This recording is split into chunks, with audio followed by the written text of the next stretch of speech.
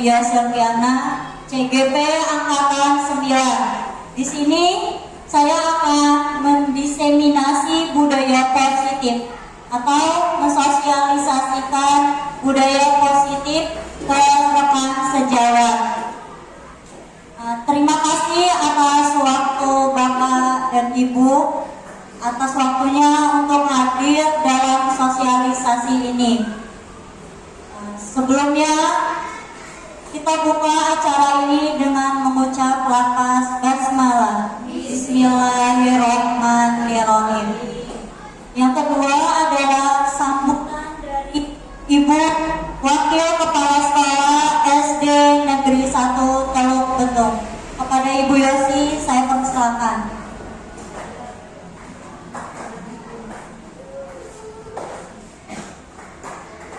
Terima kasih. Assalamualaikum warahmatullahi wabarakatuh. Waalaikumsalam warahmatullahi wabarakatuh. Pertama-tama saya ucapkan terima kasih atas kehadiran ibu-ibu semuanya dalam acara sosialisasi yang akan sampaikan nanti oleh Ibu Syahri. Di sini saya cukup mendukung apa yang akan nanti disampaikan oleh Ibu Syahri, sosialisasi tentang budaya positif bagi teman sejawat. Mudah-mudahan nanti yang akan disampaikan Ibu Syahri bermanfaat khususnya bagi kita yang hadir pada siang hari ini, sehingga kita dapat aplikasikan di dalam kehidupan kita sehari-hari. Mungkin itu saja, tidak panjang lebar akan saya sampaikan pada siang hari ini. Kami saya ucapkan terima kasih atas kehadiran ibu-ibu semuanya. Wabillahi taufiq wal hidayah. Wassalamualaikum warahmatullahi wabarakatuh.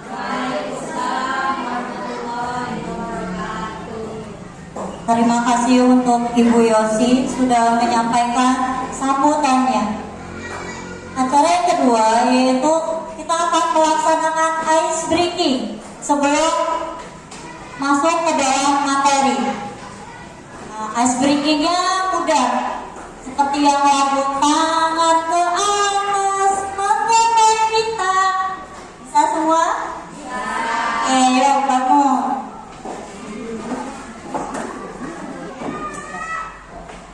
Mulai ya, 1, 2, 3. Tangan ke atas menggapai bintang, tangan ke samping burung yang terbang, tangan ke depan ikan berenang, duduk yang rapi siap belajar.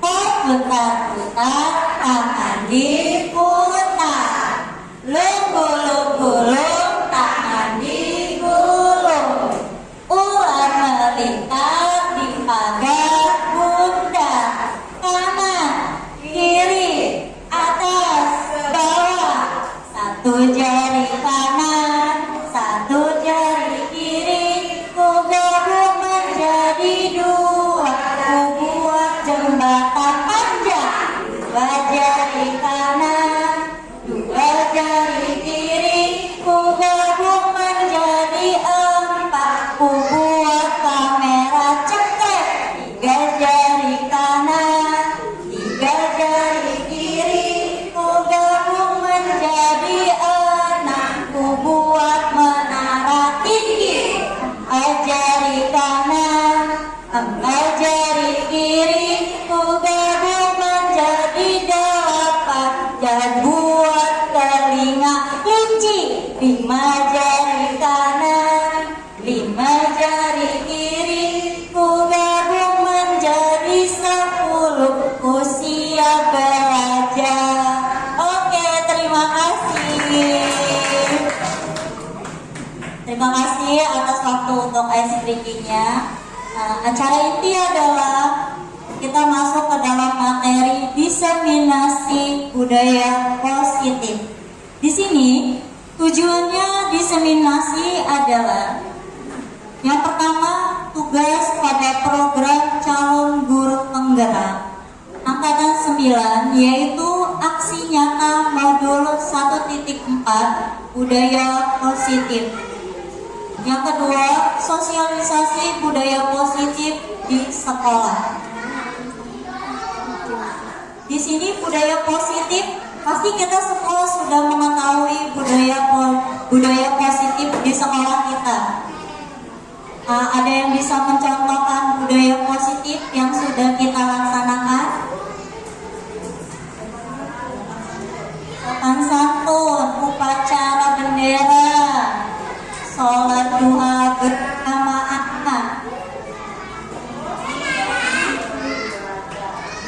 Berdoa sebelum belajar.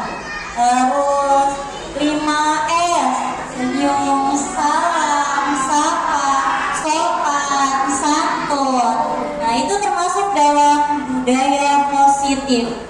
Di sini budaya positif menurut Bapak Pendidikan kita yaitu tujuan pendidikan nasional filosofi Ki Hajar Dewantara, yaitu pendidikan yang berpihak kepada murid dan bersifat menuntut tumbuh kembangnya kekuatan kodrat yang ada pada murid, yaitu kodrat alam dan kodrat zaman.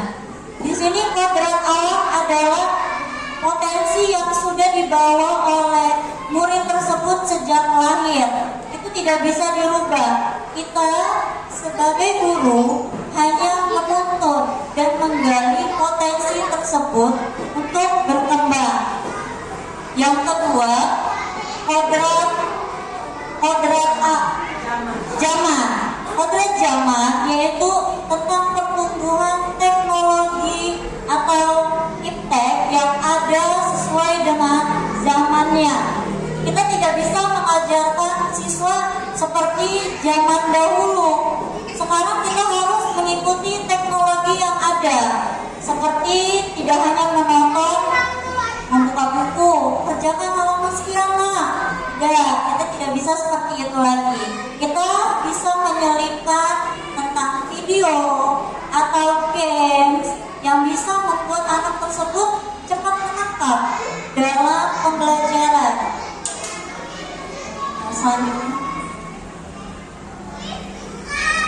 Budaya positif itu sendiri adalah nilai-nilai, keyakinan-keyakinan, dan kebiasaan-kebiasaan yang ada di sekolah kita yang berpihak pada murid sehingga murid dapat berkembang menjadi pribadi yang kritis, penuh rasa hormat dan tanggung jawab sesuai dengan profil pelajar Pancasila. Di sini profil pelajar Pancasila itu ada 6. Seperti gini ada lagunya. Pelajar Pancasila beriman dan bertakwa pada Tuhan Yang Esa, berakhlak mulia, berkebinekaan global, gotong royong mandiri, kreatif dan bernalar kritis. Nah, itu adalah profil pelajar Pancasila. Budaya positif dapat terwujud jika seorang guru memiliki 5 nilai guru penggerak. Di antaranya yang pertama, berpihak kepada murid. Di sini seperti yang sudah dijelaskan tadi, kita harus menggali potensi yang ada pada murid, menuntunnya menjadi yang dia inginkan dengan memperhatikan tata krama, tata cara dalam menyikapi anak tersebut agar tidak melenceng dari jalurnya. Yang kedua, mandiri. Kita sebagai guru harus mandiri, bertanggung jawab atas tugas-tugas yang diemban untuk menyelesaikannya menjadi lebih baik. Yang ketiga adalah reflektif. Setiap habis mengajar, pasti kita menemukan masalah-masalah yang ada di kelas. Nah, kita siap menerima saran atau kritik dari teman, dari pimpinan. Itu akan menjadi masukan bagi kita agar pembelajaran yang kita berikan kepada murid menjadi lebih baik. Yang keempat, kolaboratif. Di sini sebagai guru kita harus berkolaboratif atau bekerja sama dengan rekan sejawat, pimpinan, keyakinan atau dari seluruh warga sekolah, dari orang yang di luar juga boleh, untuk menambah tentang kompetensi diri kita agar bisa lebih baik dalam mengajar. Yang kelima, inovatif. Sesuai dengan yang diberitahu oleh Ki Hajar Dewantara tadi, kodrat zaman, inovatif. Di sini kita sebagai guru harus berinovasi untuk pembelajaran yang lebih maju. Budaya positif dapat terwujud dengan mendorong kolaborasi antar semua warga sekolah dengan adanya keyakinan sekolah yang harus disepakati dan dijalankan bersama. Nah, ini adalah budaya positif yang sudah kita terapkan di sekolah kita. Yang pertama, sholat duha bersama. Itu akan membentuk karakter siswa, ingat akan Tuhannya. Yang kedua adalah membaca Yasin bersama atau berdoa sebelum dan sesudah belajar. Itu sama-sama untuk mengingat Tuhan Yang Maha Esa, agar siswa-siswi kita tetap berakhlak mulia. Yang ketiga, itu mengikuti upacara bendera setiap hari Senin dan penurunan di hari Sabtu. Itu akan membentuk karakter murid kita untuk berjiwa nasionalisme. Yang keempat, budaya 5S. Kita sebagai guru harus tetap menyapa siswa dengan ramah, karena agar siswa tersebut mempunyai keinginan, kenyamanan untuk datang ke sekolah, semangat mereka.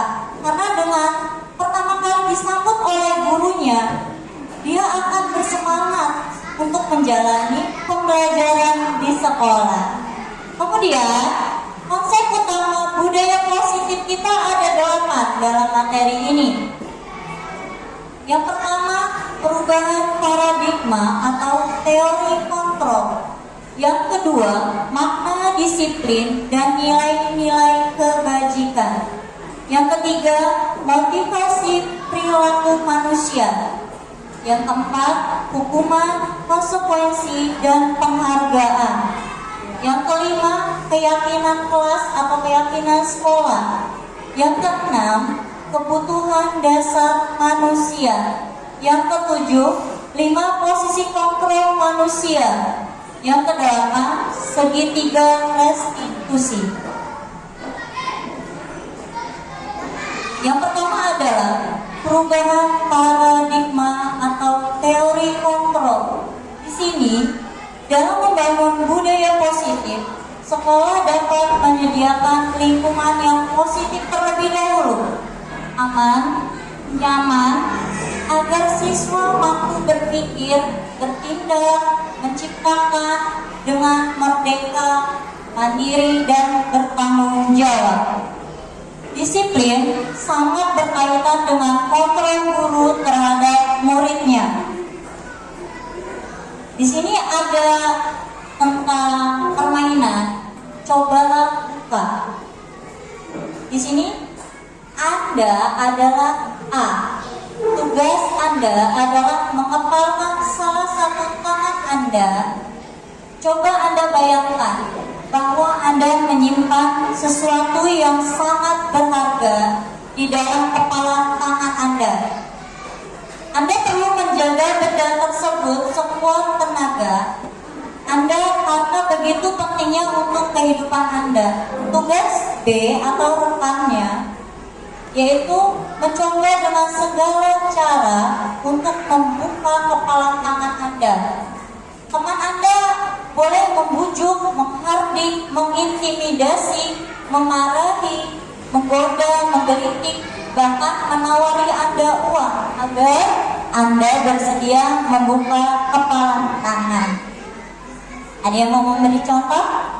2 orang? Maju. Satu orang aja deh biar ngawanin saya di depan.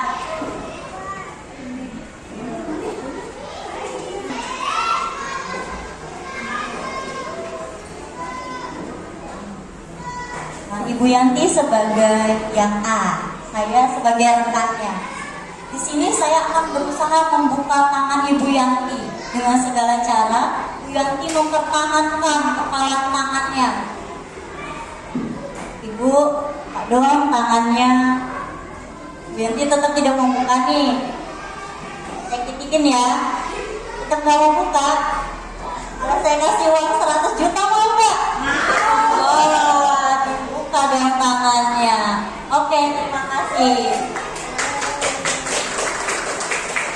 Dari penjelasan yang kepala tangan tadi, itu menandakan kita sebagai orang yang tidak mau membuka kepala tangan, yaitu menahan prinsipnya, tetap bertahan dengan prinsipnya.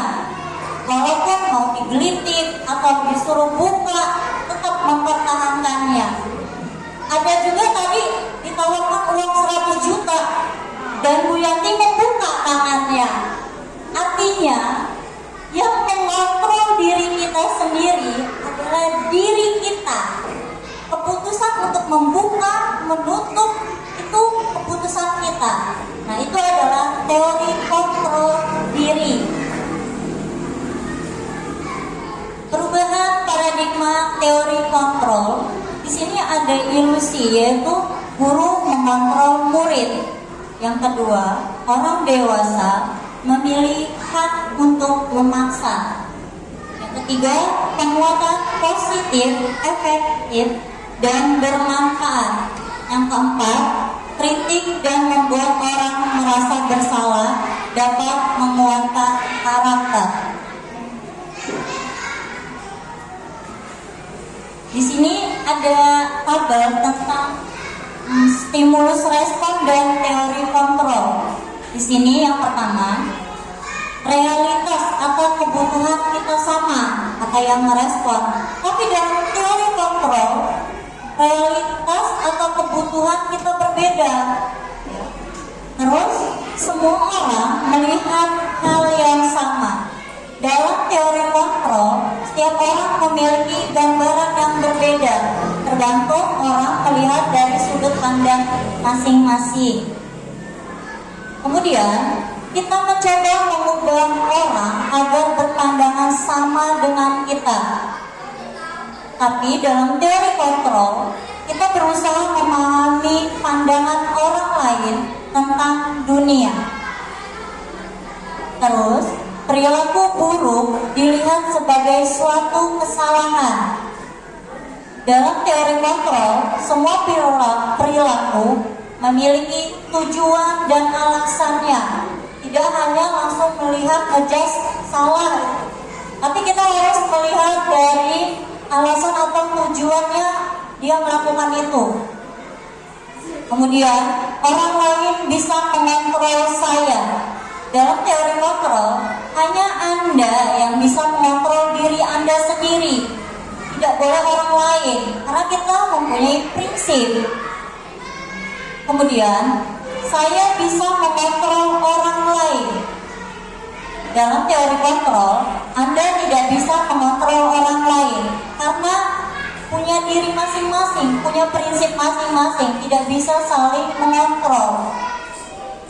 Kemudian, pemaksaan ada pada saat bujukan gagal. Dari kontrol, kolaborasi dan konsensus menciptakan pilihan-pilihan baru. Kemudian, model berpikir menang kalah. Kalau dalam teori kontrol, model berpikir menang-menang. Karena harus sama, seimbang. Tidak ada yang salah, tidak ada yang benar. Makna disiplin. Yang kita ketahui, disiplin itu aturan, tata tertib, kepatuhan, ya, yang kita ketahui. Tetapi disiplin itu menurut Bapak Pendidikan pendidikan kita, Ki Hajar Dewantara menyatakan bahwa di mana ada kemerdekaan, di situ harus ada disiplin yang kuat. Sungguh pun disiplin itu bersifat self-disiplin, yaitu kita sendiri yang mewajibkan kita dengan sekeras-kerasnya. Tetapi itu sama saja, sebab jika kita tidak cakap melakukan self-disiplin, wajiblah penguasa lain mendisiplinkan diri kita. Dan peraturan demikian itulah harus ada di dalam suasana yang berpakaian rapi, atribut lengkap. Itu semua untuk mendisiplinkan murid agar mereka mentaati peraturan yang ada di sekolah. Apabila itu tidak bisa mereka lakukan, kita ada pimpinan. Pimpinan akan mengatasinya dengan caranya agar semua warga sekolah disiplin. Menurut Dien, menyatakan bahwa arti dari kata disiplin berasal dari bahasa Latin atau disiplina, yang artinya belajar. Kata disiplin juga berasal dari akar kata yang sama dengan disiplin atau murid atau pengikut.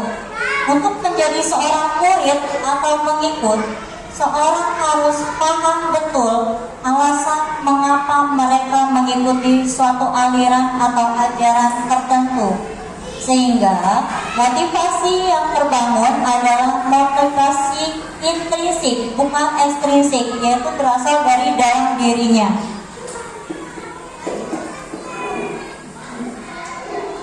Nah, di sini seseorang yang memiliki disiplin diri berarti mereka bisa bertanggung jawab terhadap apa yang dilakukannya, karena mereka mendasarkan tindakan mereka pada nilai-nilai kebajikan universal. Kemudian disiplin itu terdapat juga nilai-nilai kebajikan, yaitu profil pelajar Pancasila: beriman, bertakwa kepada Tuhan Yang Maha Esa, dan berakhlak mulia, mandiri, bernalar kritis, berkebinekaan global, gotong royong, dan kreatif. Disiplin positif merupakan salah satu cara penerapan disiplin yang bertujuan untuk menumbuhkan kesadaran serta memberdayakan murid untuk melakukan sesuatu tanpa adanya ancaman, hukuman, atau penghargaan. Yang ketiga adalah 3 motivasi perilaku manusia. Menurut Dean Boson, dalam bukunya Restructuring School Discipline, menyatakan ada 3 motivasi perilaku manusia. Yang pertama, untuk menghindari ketidaknyamanan atau hukuman. Motivasi ini bersifat eksternal atau dari luar. Motivasi dengan tingkat terendah, pertanyaan yang sering muncul, apa yang akan terjadi jika saya tidak melakukannya? Contohnya seperti siswa yang memakai seragam. Jika dia tidak memakai seragam secara lengkap, dia pasti akan mendapatkan hukuman. Yang kedua, untuk mendapatkan imbalan atau penghargaan dari orang lain. Motivasi ini bersifat eksternal atau dari luar. Pertanyaannya, apa yang akan saya dapatkan jika melakukan sesuatu? Misalnya, kamu, nak, tolong belikan ibu ini, nanti ibu kasih uang. Nah, itu dia mendapatkan imbalan. Adalah motivasinya untuk melakukan hal tersebut agar diberikan uang. Yang ketiga, untuk menjadi orang yang mereka inginkan dan menghargai diri sendiri dengan nilai-nilai yang mereka percayakan. Motivasi ini bersifat internal, yaitu tujuannya disiplin positif. Pertanyaannya, saya akan menjadi orang seperti apa jika saya melakukannya? Ini seperti disiplin yang dari diri kita sendiri. Contohnya, saya datang ke sekolah lebih pagi bukan karena saya takut kena hukuman, tetapi agar saya tidak terlambat saat memulai pembelajaran nanti. Jika saya terlambat, murid saya mengalami kerugian dong. Itu adalah tujuan disiplin positif yang berasal dari diri kita sendiri. Yang keempat, hukuman dan penghargaan. Pertanyaan pemantik, setuju atau tidak setuju? Yang pertama, hukuman dapat mendisiplinkan anak. Betul atau tidak? Setuju? Setuju. Ada juga yang tidak ya. Yang kedua, pemberian hukuman dengan hal positif seperti membaca atau membersihkan halaman sekolah dapat meningkatkan disiplin anak. Setuju? Setuju. Mungkin itu bisa buat dia jerah ya, besok dia tidak akan mengulanginya lagi. Yang ketiga, memberi penghargaan dapat meningkatkan motivasi belajar anak. Ini seperti reward ya. Misalnya ulangan, ada yang dapat nilai bagus nih. Nah, kita sebagai guru kasih reward, apresiasi. Di sini hukuman dan konsekuensi. Hukuman bersifat satu arah dari pihak guru yang memberikan, dan murid hanya menerima suatu hukuman tanpa melalui suatu kesepakatan atau pengarahan dari pihak guru, baik sebelum atau sesudah. Spontan ya, dia melakukan pelanggaran langsung kena hukuman. Yang kedua, konsekuensi sudah terancana, sudah disepakati, sudah dibahas dan disetujui oleh murid dan guru seperti kesepakatan kelas. Umumnya, bentuk-bentuk konsekuensi dibuat oleh pihak guru atau sekolah, dan murid sudah mengetahui sebelumnya konsekuensi yang akan diterima bila ada pelanggaran. Misalnya, murid datang 7.30, sedangkan dia tahu aturan sekolah 7.15 sudah masuk. Itu dia dapat hukuman, tidak semerta-merta spontan langsung, karena dia sudah tahu, ini loh, kalau saya melanggar konsekuensinya apa. Itu bisa dilakukan oleh guru piket, guru kelasnya, atau bahkan kepala sekolah sebagai pimpinan. Di sini ada pertanyaan, tindakan guru di situ termasuk hukuman atau konsekuensi? Coba dibaca dulu, nanti kita jawab bareng-bareng.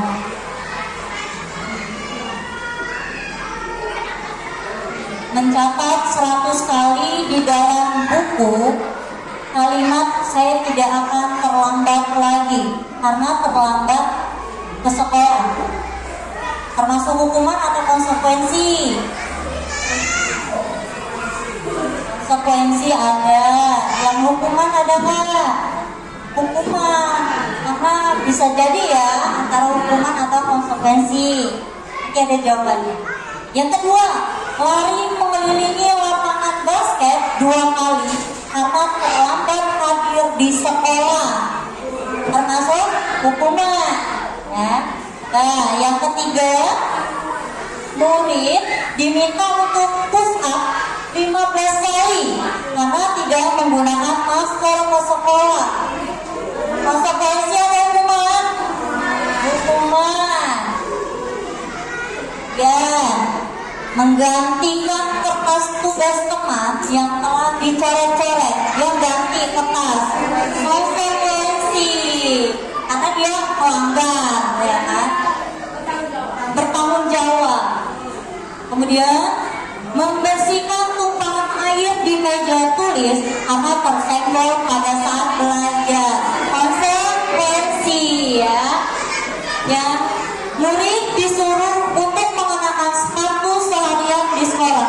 Sebenarnya ini murid disuruh untuk tidak mengenakan sepatu seharian di sekolah karena tidak mengenakan sepatu hitam, nggak ngikut aturan. Itu hukuman. Kemudian lari mengelilingi lapangan basket 2 kali karena terlambat 10 menit untuk pelajaran PJOK. Hukuman. Pensi ya. Oke. Coba di slide selanjutnya jawabannya.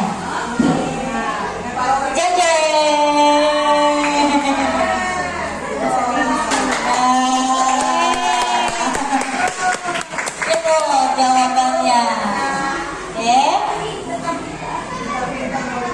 Pinter-pinter kan guru profesional. Selanjutnya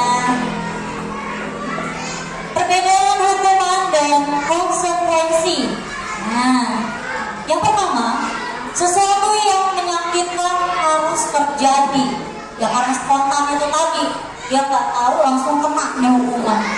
Kalau konsekuensi, sesuatu yang harus terjadi. Tanggung jawab itu tadi ya. Terus membuat anak sakit fisik maupun hati untuk jangka waktu yang lama. Mungkin dia hari itu terlambat pasti ada alasannya. Entah dia sakit, entah di jalan macet, tiba-tiba dapat hukuman, tapi ada yang membuat dia tersinggung. Konsekuensi membuat anak merasa tidak nyaman dalam jangka waktu pendek, tidak berkepanjangan. Terus anak membenci kedisiplinan, anak menghargai disiplin karena sudah tahu nanti kalau melanggar konsekuensinya ini. Hukuman, paksaan, dia memaksa. Kalau konsekuensi, stimulus atau tanggapan karena dia sudah tahu kesepakatannya tadi. Terus hukuman mendorong anak menyakiti diri sendiri. Konsekuensi mendorong anak agar menyesuaikan dirinya. Hukuman, konsep diri yang buruk. Kalau yang konsekuensi yaitu konsep diri yang baik. Kemudian hukuman, anak belajar untuk menyembunyikan kesalahan. Membuat anak itu tidak jujur ya, bohong ya. Kamu mencontek, nggak perlu, ya takut karena takut dihukum itu tadi. Kalau konsekuensi, anak belajar untuk mematuhi peraturan. Pelan-pelan dia akan merubah. Saya tidak akan seperti itu lagi. Kemudian hukuman, anak merasa marah, merasa bersalah, dipermalukan, merasa tidak dihargai. Bisa aja dia dihukum di tengah lapangan, ditonton rame-rame. Tahu dong dia kan? Kalau konsekuensi, kehilangan hak, dibuat tidak nyaman, diasingkan untuk sementara waktu. Bisa aja dia dipanggil ke kantor atau ke ruang guru. Jadi dia tidak merasakan malu. Dihukum oleh penghargaan. Bahwa penghargaan berlaku sama dengan hukuman. Dalam arti meminta atau membujuk seseorang melakukan sesuatu untuk memenuhi suatu tujuan tertentu dari orang yang meminta atau membujuknya. Dorongan eksternal dan akan ada faktor ketergantungan. Beberapa dampak dari pemberian penghargaan. Sini yang pertama, pengaruh jangka pendek dan jangka panjang. Yang kedua, penghargaan itu menghukum. Yang ketiga, penghargaan mengurangi ketepatan. Yang keempat, penghargaan tidak efektif. Bisa aja salah sasaran ngasih penghargaan atau reward tadi. Penghargaan merusak hubungan. Contohnya, merusak hubungan. Dia, wah ini anak pintar nih, bukan sih. Kan yang lain kawannya ngeliat, wah saya mau juga tapi saya belum mampu. Itu bisa membuat rasa iri, bisa merusak hubungan pertemanan mereka. Terus penghargaan menurunkan kualitas. Bisa aja dia sudah kita dapat reward, besoknya dia males lah. Nanti juga kali dapat lagi dia nggak mau berkembang.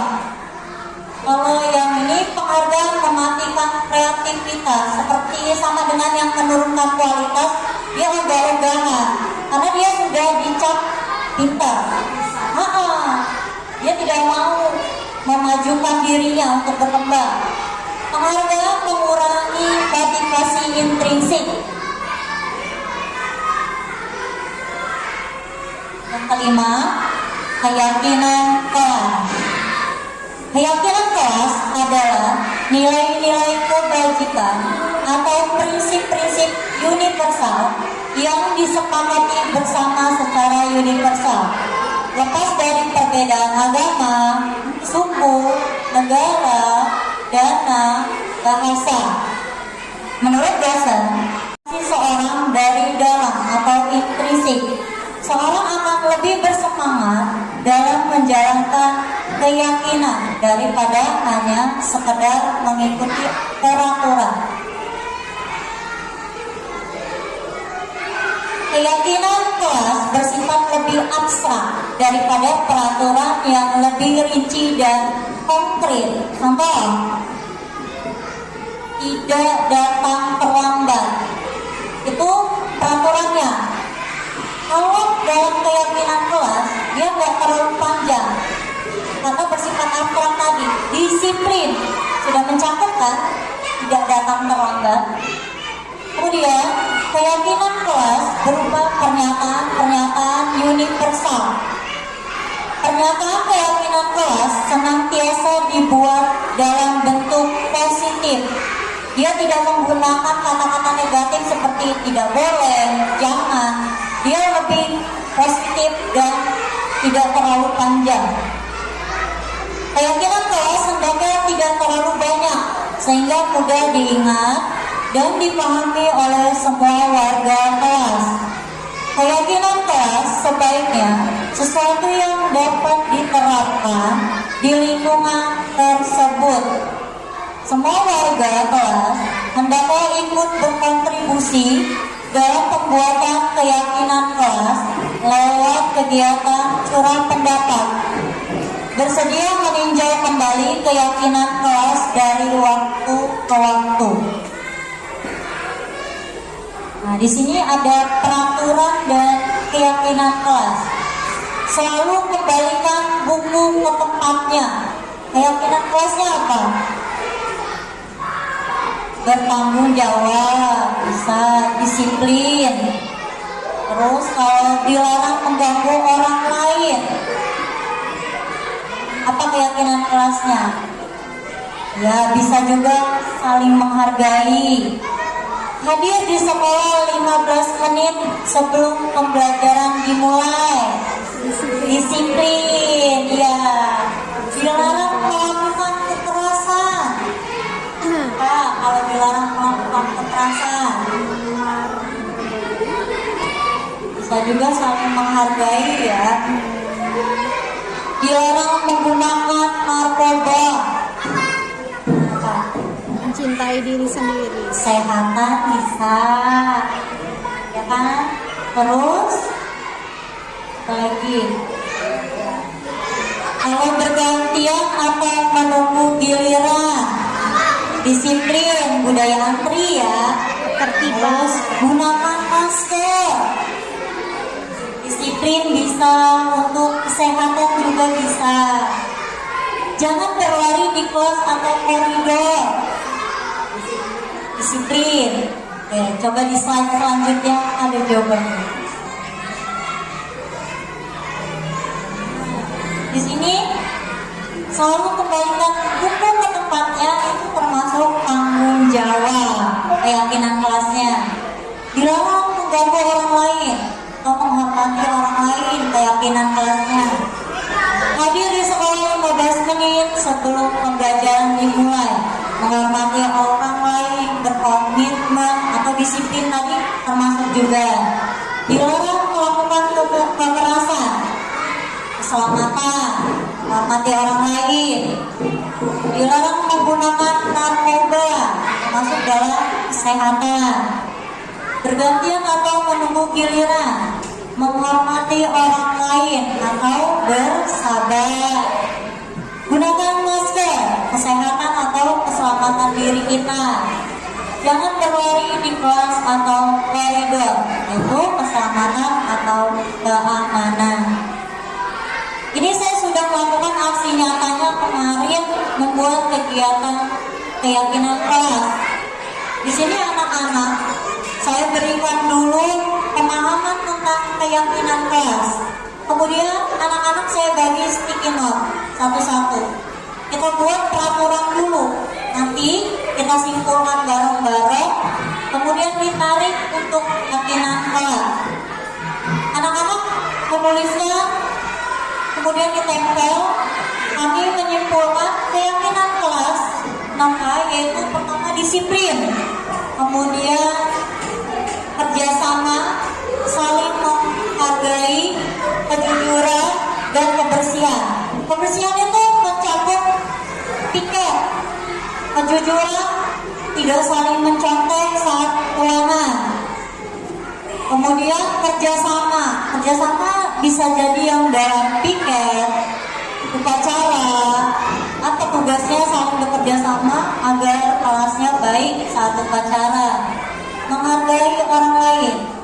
Sekolah masih sering anak-anak itu mengejek, mengata-ngatai orang tua, bully, mengatai tentang fisik. Nah, itu keyakinan kelasnya saling menghargai.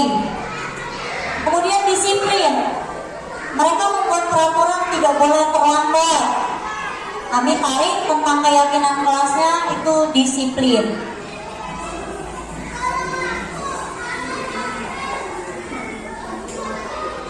Di sini peraturan kelas kalau sudah kita buat, kemudian menciptakan keyakinan kelas, maka di situ akan terbentuk lingkungan yang positif. Ya, nyaman, aman untuk anak-anak dan untuk kita sebagai guru dan warga sekolah. Setelah lingkungan itu positif, maka akan terbentuk budaya positif di sekolah. Budaya positif apabila selalu kita pertahankan akan menciptakan sekolah ramah anak, nyaman, dan tentunya berpihak kepada murid. Yang keenam, 5 kebutuhan dasar manusia. Yang pertama, kebutuhan bertahan hidup, kasih sayang dan rasa diterima, kekuasaan, kebebasan, dan kesenangan. Yang pertama, kebutuhan bertahan hidup. Kebutuhan di sini yaitu yang berkaitan dengan sifat fisiologis, diantaranya kebutuhan makan, tempat tinggal untuk berlindung, beristirahat, keamanan, dan kesehatan. Itu kebutuhan awal kita sebagai manusia. Kedua, kebutuhan kasih sayang dan rasa diterima. Hal ini mengindikasi kebutuhan akan hubungan dengan relasi sosial, keluarga, sahabat, teman, pasangan, teman kerja atau kelompok. Kebutuhan ini melibatkan ketulusan dan kehangatan di dalamnya. Kita sebagai makhluk sosial ingin selalu diterima, tidak dijauhi, tidak dikucilkan. Kita mau tetap diterima dimanapun kita berada. Yang ketiga, kebutuhan pengakuan atas kemampuan. Kebutuhan ini berkaitan dengan kekuatan untuk menggapai sesuatu. Seseorang menjadi terlihat kompeten, berprestasi, memimpin, terampil, didengar, dan diakui. Hal ini menunjukkan bahwa seseorang membutuhkan pengakuan atas kemampuan meliputi harga diri serta dianggap berpengaruh dalam kelompok. Ini power, kekuasaan. Yang keempat, kebutuhan akan kebebasan. Kebutuhan akan kebebasan yang berkaitan dengan seseorang akan memilih, bergerak, mencoba hal baru, dan mengeksplor. Dia mau keluar dari zona nyaman dia untuk merasakan kebebasan. Kebutuhan akan kesenangan. Biasanya kebutuhan ini berkaitan dengan kesediaan akan tantangan, gurauan dan pembelajaran yang bermakna. Keinginan dia untuk senang, happy dimanapun dia berada. Ini ada contoh kasus. Bulina, guru kelas 6 di SD Ceria, sedang bingung menghadapi ulang satu muridnya yang bernama Andre. Beberapa anak telah datang mengadu dan mengeluh Andre yang sering kali meminta bekal makan siang mereka dengan paksa. Jika Anda menghadapi situasi seperti Ibu Lina, apa yang akan Anda lakukan?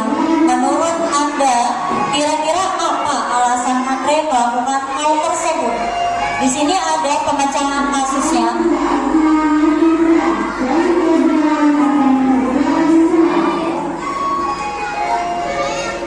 Dalam konteks penerapan disiplin positif, Ibu Lina sebaiknya mencari tahu alasan Andre melakukan tindakan tersebut agar pengetahuan kebutuhan mana yang sedang berusaha dipenuhi oleh Andre. Ini kemungkinan dari kelima tadi. Yang pertama, Andre lapar dan orang tuanya tidak membawakan bekal makan siang. Di sini Andre kebutuhan manusia bertahan hidup. Yang kedua, teman Andre jadi memperhatikan tingkah Andre, yaitu cinta dan kasih sayang, kebutuhan dasarnya. Yang ketiga, Andre merasa hebat karena semua temannya jadi takut dan menuruti keinginannya. Di sini Andre mempunyai kekuasaan. Kemudian Andre merasa bosan dengan bekal yang dibawa orang tuanya karena selalu bekal yang sama. Dia ingin bebas, cari hal baru, ambil punya kawannya secara paksa. Kemudian Andre hanya iseng dan dia menikmati ekspresi wajah temannya yang kesal. Yang ketujuh, 5 posisi kontrol.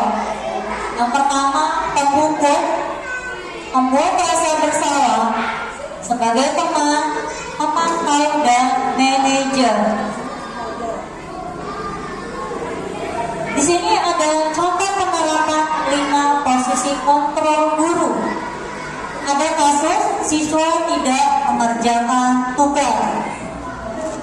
Sebagai pelajar, di sini lari keliling lapangan 3 kali.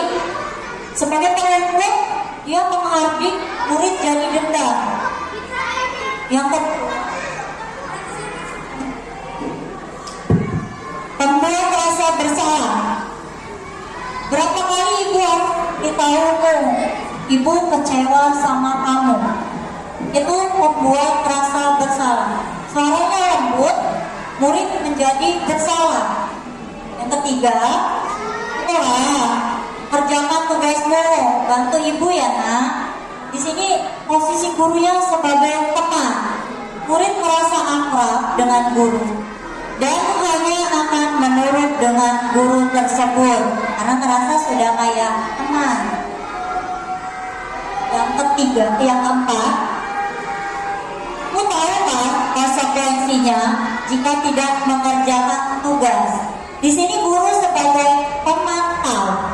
Murid tahu konsekuensi yang harus dijalankan ketika melanggar peraturan sekolah.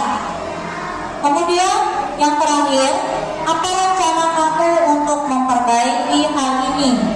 Keyakinan kelas mana yang belum kamu lakukan? Ini posisinya sebagai manajer, yaitu guru akan mengembalikan tanggung jawab pada murid untuk mencari jalan keluar permasalahan yang dilakukannya. Posisi kontrol seorang guru sebagai manajer itu yang paling ideal. Guru murid bertanggung jawab atas perilakunya agar dapat menemukan solusi atas permasalahannya sendiri, sehingga tercipta identitas positif berhasil pada diri murid.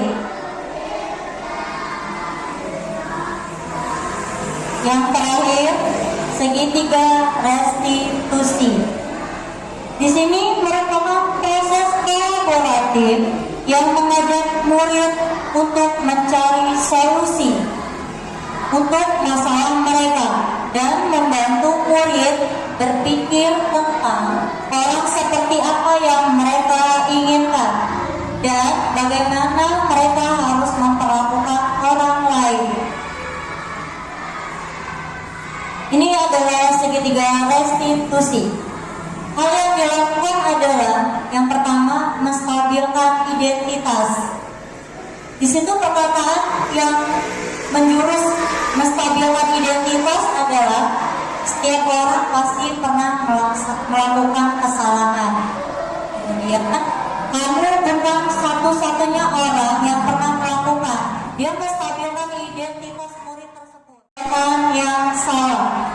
Di sini, kamu tentu punya alasan mengapa melakukan itu. Itu pertanyaan yang sering dilontarkan guru untuk menanyakan alasan murid melakukan kesalahan. Adakah cara yang lebih efektif untuk mendapatkan apa yang kamu butuhkan? Yang terakhir, menanyakan keyakinan. Karena tadi sudah membuat keyakinan kelas, maka hal yang ditanya adalah keyakinan kelas apa yang telah kita sepakati. Kamu ingin menjadi orang seperti apa? Di sini ada proses 3 tahapan tersebut didasarkan pada prinsip-prinsip utama dari teori kontrol, yaitu yang tadi menstabilkan identitas. Teori kontrolnya adalah kita semua akan melakukan hal yang terbaik yang bisa kita lakukan. Yang kedua, validasi tindakan yang salah. Semua perilaku memiliki alasan. Yang ketiga, menanyakan keyakinan. Kita semua memiliki motivasi internal.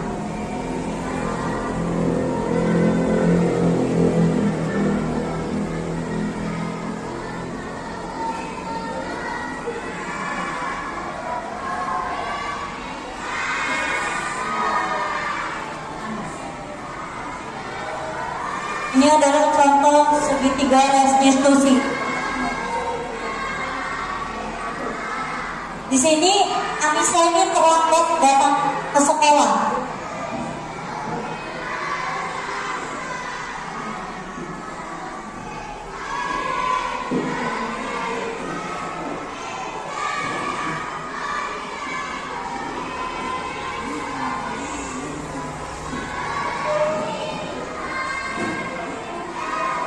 ini di sini saya menstabilkan identitas, yaitu Anissa kan tahu datang ke sekolah 7.15. Kenapa kamu terlambat? Di sini kita tidak menyalahkan Anissa secara langsung, karena yang pertama kan menstabilkan identitas, yaitu semua orang itu pasti punya kesalahan. Kemudian setelah itu saya memvalidasi tindakan yang salah. Di sini saya menanyakan alasan Anissa kenapa dia datang terlambat.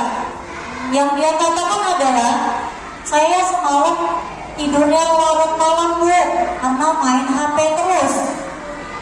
Di sini saya menanyakan keyakinan kelas kepada Anissa. Keyakinan kelas itu apa, Nak? Disiplin, tidak datang terlambat Bu, katanya. Di situ saya memberitahu kepada Anissa, setelah ini Anissa ingin berubah atau tidak? Mau Bu, katanya. Dia akan merubah dirinya untuk tidak datang terlambat. Saya tanya lagi, apa hal yang akan langkah-langkah yang kamu lakukan? Tidur tidak terlalu malam Bu, main HP dikurangi. Jadi di sini Anissa akan melakukan perubahan terhadap dirinya sendiri agar tidak melakukan kesalahan kembali. dengan langkah-langkah yang dia inginkan.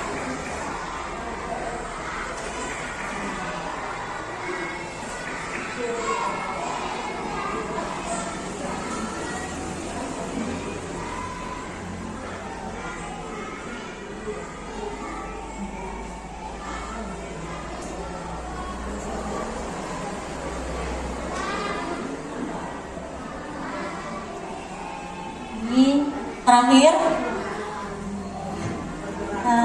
ya, ini jargon guru penggerak, tergerak, bergerak, menggerakkan. Yang pertama, tergerak itu harus dari diri kita dulu. Kemudian kita bergerak mau melakukan perubahan apa? Karena kita akan menjadi agen perubahan untuk diri kita, sekolah, dan masyarakat lingkungan kita. Dan kemudian kita menggerakkan komunitas yang ada di sekolah, menggerakkan warga sekolah untuk sama-sama memajukan sekolah.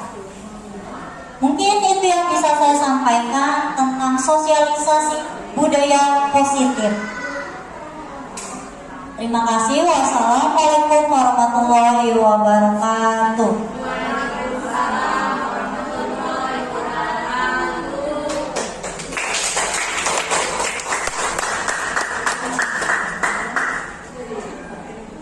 Sekarang sesi tanya jawab, atau ada yang mau ngasih umpan balik atau saran buat Charlie ke depannya seperti apa? Assalamualaikum warahmatullahi wabarakatuh. Perkenalkan, saya Izrian Rizky, guru kelas 1B. Yang saya tanyakan kepada Shirley tentang segitiga restitusi. Apakah dalam menyelesaikan masalah harus memakai semua unsur di dalam segitiga restitusi itu? Terima kasih.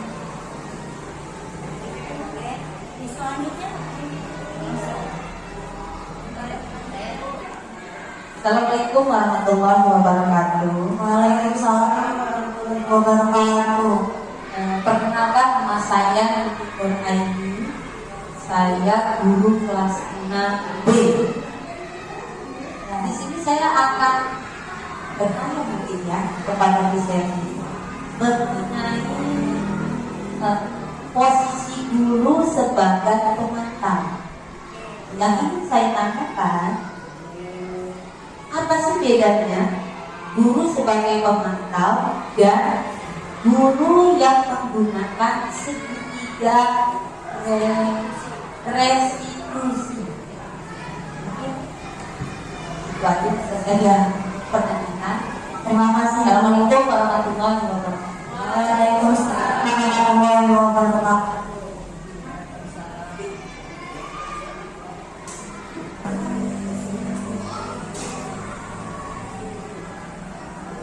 Assalamualaikum warahmatullahi wabarakatuh.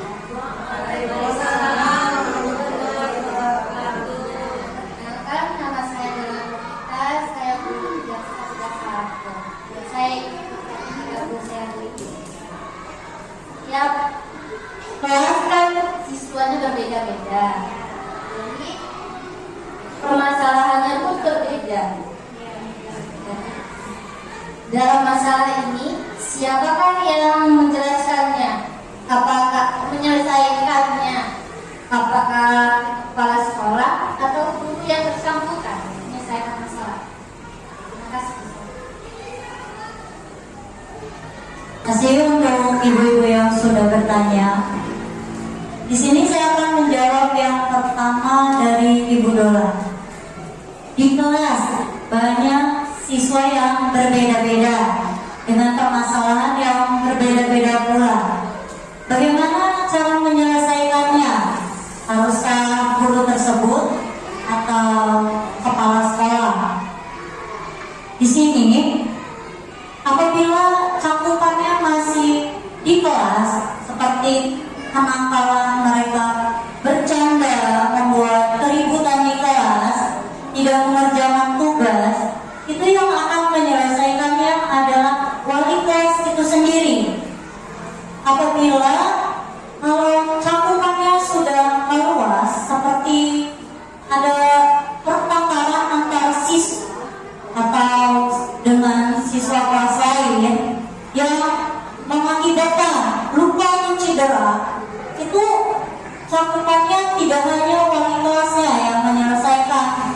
apabila juga orang tuanya tidak terima dari salah satu murid tersebut, itu akan menjadi penyelesaiannya ke tingkat kepala sekolah sebagai pemimpin. Beliau akan berdiskusi dengan guru-guru bagaimana menyelesaikan permasalahan tersebut agar semua pihak tidak ada yang dirugikan. Yang kedua, posisi sebagai pemantau. Dan Ibu Dini bertanya, apa bedanya guru sebagai pemantau dan dalam segitiga restitusi? Di sini tadi ada posisi kontrol guru sebagai pemantau. Dia hanya memahami atau melihat hal-hal dasar atau fakta yang dia lihat di lapangan. Contoh, ada siswa yang terlambat.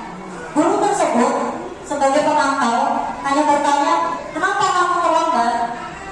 Kamu tahu kan peraturan sekolah ini? Karena dia hanya melihat yang dia lihat saat itu saja, kan pemantau.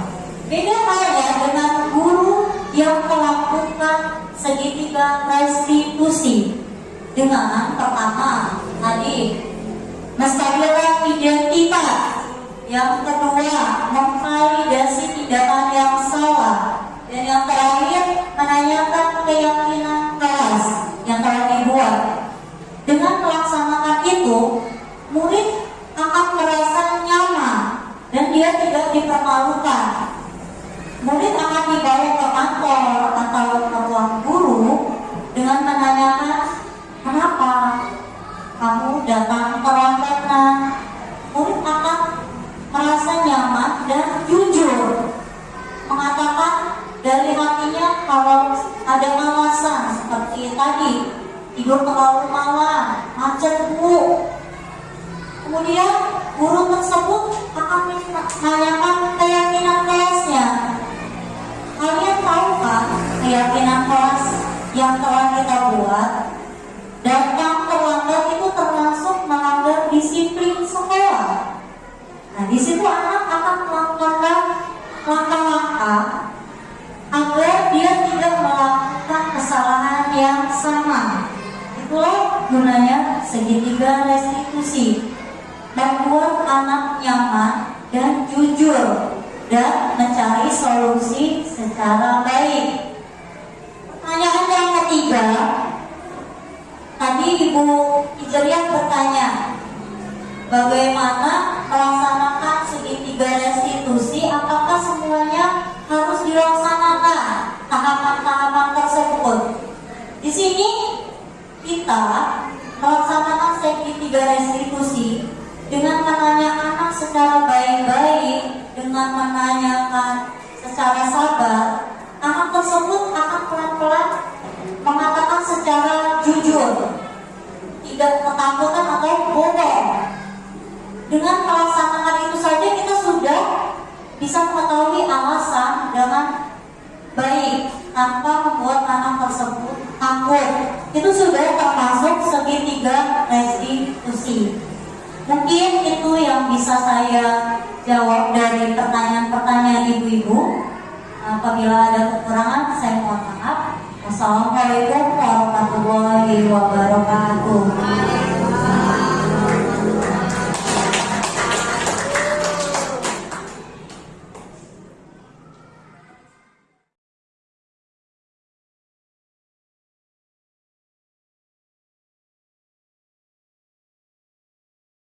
Bersiap, tangan ke atas, menggapai bintang, tangan ke samping, burung yang ke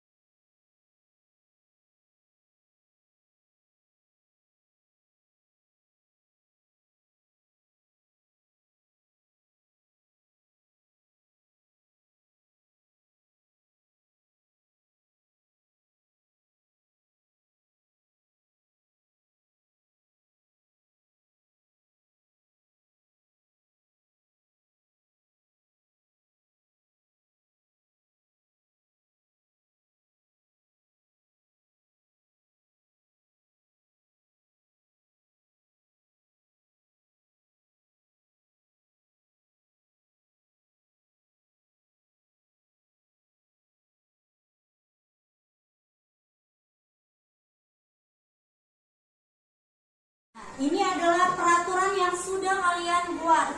Mau kita simpulkan menjadi keyakinan kelas. Yang pertama ada ibu baca tadi, ini kembar-kembar semua ya rata-rata. Tidak boleh datang terlambat. Itu masih ada kata negatifnya tidak boleh. Artinya kita mau tulis apa di sini? Datang tepat waktu. Datang tepat waktu. Terus ada lagi tadi yang ibu lihat, tidak boleh main HP. Nah, itu artinya apa? Tidak boleh main HP di kelas ya. Main HP di kelas. Ada lagi tadi yang ibu lihat, tidak boleh mengejek kawan. Ya. Karena kembar-kembar semua, jadi ibu ambil yang sama aja. Tidak boleh mengejek teman. Mengejek teman. Ada lagi tadi, tidak boleh bully, tidak boleh mengatakan fisik, sama dengan ini. Terus tidak boleh main stick di kelas, sama dengan yang main HP juga. Terus dilarang mengatai orang tua, sama. Saling membantu. Oh, bagus nih, saling membantu. Saling membantu. Mau kita simpulkan lebih sedikit lagi katanya, yaitu keyakinan. Kalau tidak datang terlambat, jadinya apa? Disiplin. Iya, pintar ya Nisa. Disiplin. Terus tidak boleh mengatai orang lain, tidak boleh mengatai orang tua. Jadinya apa Dimas? Saling menghargai. Saling menghargai. Iya, saling menghargai. Terus apa lagi? Nih, kata-kata tadi ada yang bagus. Saling membantu. Artinya kalau saling membantu itu kerja sama. Bagus itu. Jadi keyakinan kelas, kerja sama. Nah, tidak boleh main game di kelas. Artinya apa? Harus disiplin. Karena kalau main HP itu di rumah. Terus ada lagi apa ya ini? Tidak boleh main, tidak boleh ngatain fisik, saling support. Terus apa lagi nih? Kerjasama udah ini. Nah, seragam harus lengkap. Bagus. Ada seragam harus lengkap. Artinya apa? Disiplin. Mentaati peraturan. Berkebinekaan. Berkebinekaan.